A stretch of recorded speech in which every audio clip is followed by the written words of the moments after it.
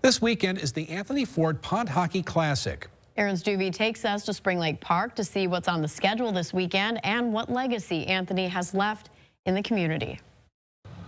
The rinks are now set for the Anthony Ford Pond Hockey Classic. The annual event is now 18 years old, and Anthony's name is synonymous with hockey in southern Minnesota. People who don't even watch hockey know exactly when somebody says the Anthony Ford Pond Hockey Classic, they know exactly what everybody's talking about. This year's tournament will see more than 60 teams take the ice, with adults on Saturday and youth hockey taking the spotlight on Sunday. The scale of the event is far removed from the small group that took the ice nearly 20 years ago. We didn't really know what we were doing, getting into, there was a lot more work, a lot more struggle with this and that. Right now, the operations have smoothed out. We're a day ahead of schedule.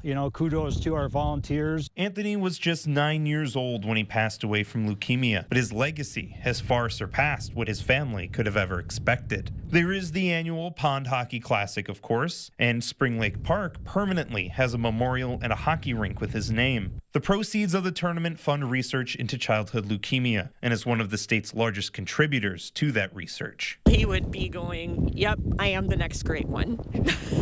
Just because of everything that has evolved within this tournament. But he would be so proud of our community. Anthony was very much about community, about sharing. He was just a very kind, loving person. In North Mankato, Aaron Stuvey, KUIC News Now.